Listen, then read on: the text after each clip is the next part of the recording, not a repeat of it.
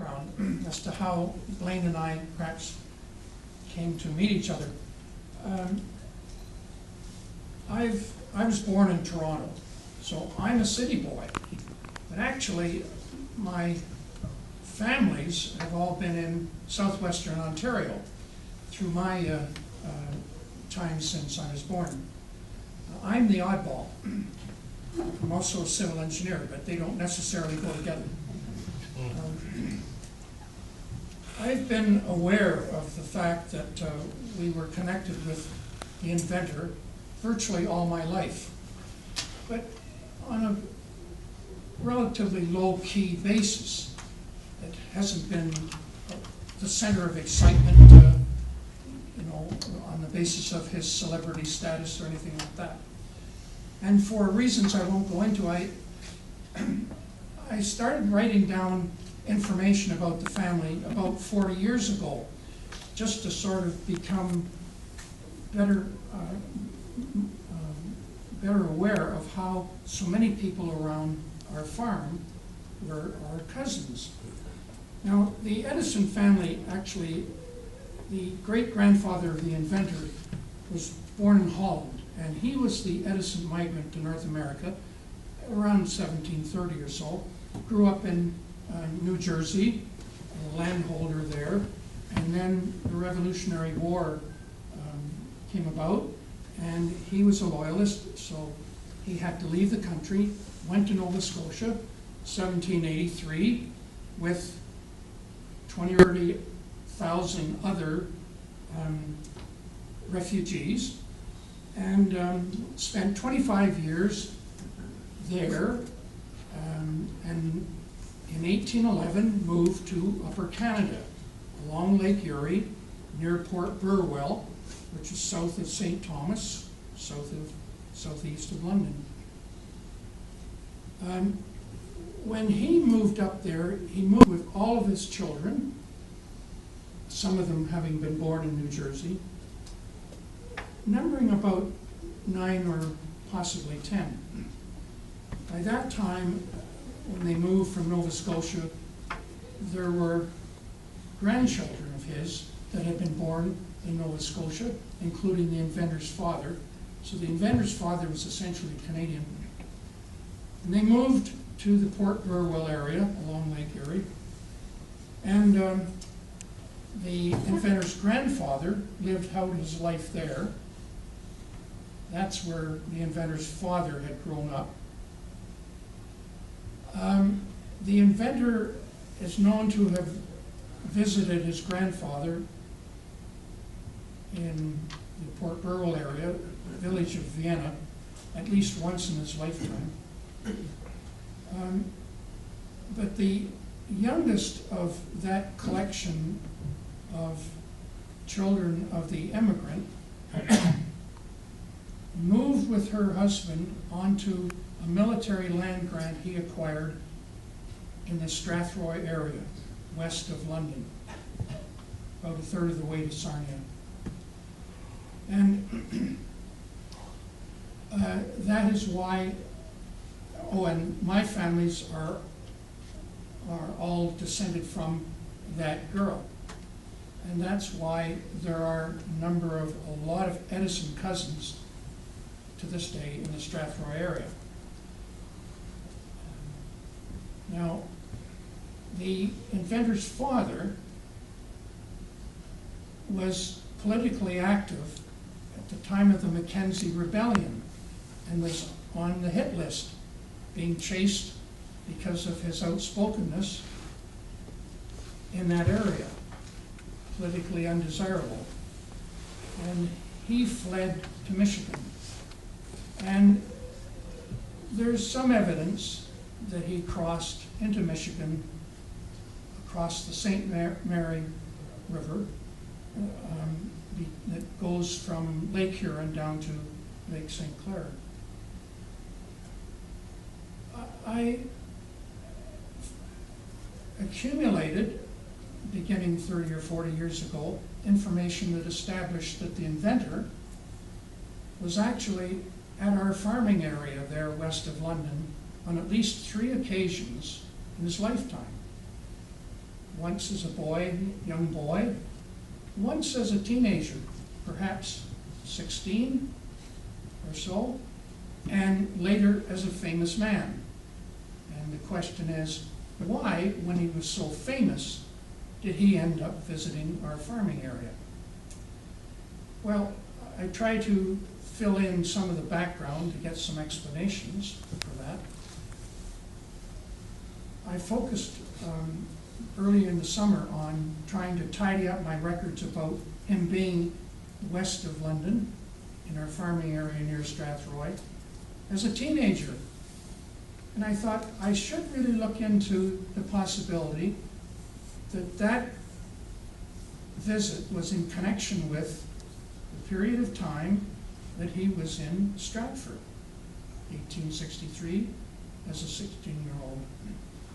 And so I visited the Perth County Archives in Stratford only a few months ago, and in the material there that I saw were some notes that had been assembled by unknown author about Stratford area at the time, and legendary material about the inventor. And so I finally discovered that the author's name is Blaine McCutcheon. It took a little bit of a while to find that because the archivist knew who the author was, but Privacy Act did not allow him to pass that information to me. But my information was passed to Blaine, and Blaine immediately talks to me, and I was interested in his background information. But as soon as I read the material, these notes that Blaine had there, I thought to myself, there's a guy after my own heart. There's somebody who picks up on an idea of interest, something of interest to him, and then expands it and becomes aware of context. And that's how Blaine and I are on the same wavelength. We're interested in the contextual aspect of specific information that might be of particular interest to a wider audience. So that's how we got together. Now, I'm interested in confirming the chronological possibility of the inventor being at our farm in 1863 as a teenager. That information came from an old cousin of mine who was in her 80s, my age. When I started assembling family information in writing, as I say, 30 or 40 years ago. So I interviewed, first of all, I interviewed the older members of the family around that I'd known all my life, but we just didn't see each other all that often. I had an off-farm job in Toronto, so I wasn't at the farm all the time. And she just comes up in a conversation that I had about a lot of things with her, about this time that the inventor was at her farm, which was right beside the one that I have at the present time. And quite comes up in innocent conversation. I knew about his time in Stratford through books that I had read. So I tested her on how she might have obtained this information. And as far as I'm concerned, quite genuine. As a matter of fact, there's no basis for the information I have about the inventor as a teenager at our farm being contrived, quite innocent, scraps of information. But the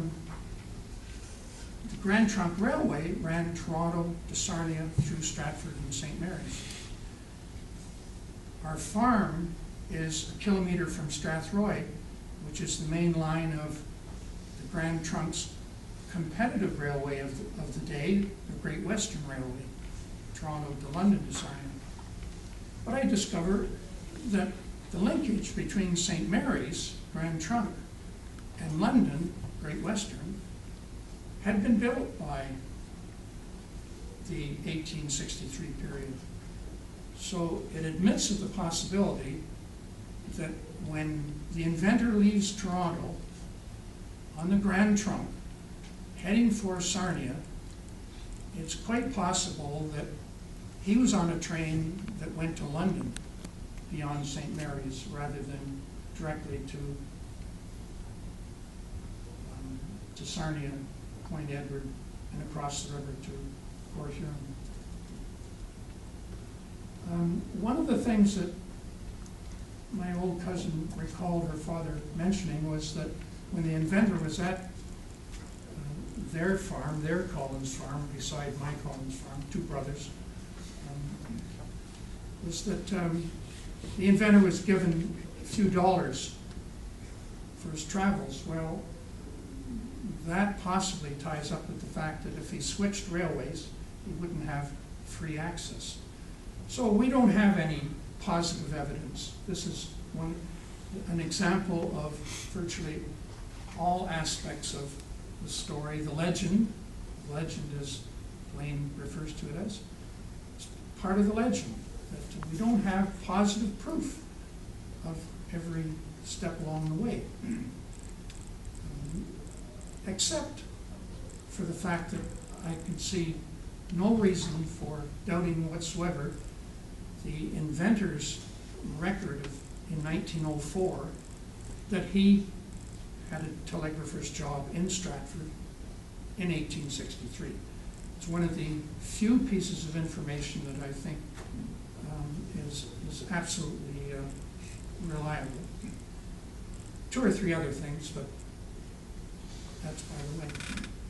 So it's quite possible, I can't prove it, but the relationship between the oral tradition that has come down that places the inventor at Strathroy in about 1863, when he was about 16 years old. He's by himself. He's in need of a little bit of money. His family around there would be perfectly able to provide him with a little bit of assistance, and they would be assuredly quite willing to do so because he was one of their cousins. That's a possible route that he took to Sarnia, Port Huron. We don't have proof, but he gets presumably to St. Mary's, and he has a choice, one way or the other. But the chronology of railway construction establishes that those lines were all in place. And that's about all you can do to try to verify information that one has been found. The family connection is that my grandfather was a second cousin of the inventor. I got onto this whole story because I couldn't understand why the inventor visited our farming area in the 80s, 1885, 89, maybe 89. I didn't come here prepared to say anything in particular, although Blaine mentioned that there might be a minute or two. And I'm still within my 50-minute bracket. Yeah, you're still My within your 50 minutes. 30 plus years of lecturing at the university campus means that most of my experience in speaking to a group like this is fitted in within a 50-minute lecture period. So that's the risk you have to take. But my interest in the family information from the very beginning has been contextual. I was aware ever since I was a youngster that I had family there that was on property that was related to land grants and military connections and things like that. And I'm surrounded in archives and libraries and whatnot with active genealogists. And I really think that there's a lot more of interest in family background than just having the collections and how they go together. The context I find is so interesting, and And professional historians, I believe, downplay the historical positions of genealogists. But yeah. Go, put the records in and there you go. $2. $2 for 1, 2, 3, 4, 5 albums. $1. $1 for all the albums. Don't make him take the money. $1 for the albums. $1. Nope. They're free, Sorry. anybody wants them, because I just want to, I don't want to have to take them home. Anybody want them? Please say yes. Thank you. Thank you. Okay, that's great. This one's a little bit heavier again. Box of records in albums. So, actually, these are linked to the other ones that were separate from these, only because they were too heavy to carry together. So Don, this is your chance to complete the set. Oh, well, happy day. So, complete set of albums here. Look at these. There was a catalogue book as well, actually, with the, don't know where that's gone, but maybe that's, oh, it's just, yeah. So, you don't even have to look at the records, you can just read the book, see what you've got in the box. You don't have to take them out, you don't have to play them, just, oh, look at that, that's what I got now. Oh, isn't that nice? See, it's all here. Anyway, $5 for the whole box. Nice carrying handles here. $5 for the box and the records and the albums. Complete package. B, D, M, P, J, E, C, and so on. Money's going to the club again as well. So please, this is your chance to donate. If you're thinking about donating to the club and helping out. It's easy for me, just give me money. $2. $2 for the records. $2 I got, now free. $2 now free. They're yours, Don. Oh, Another $2 to Bill. There you go. They're worth their weight in,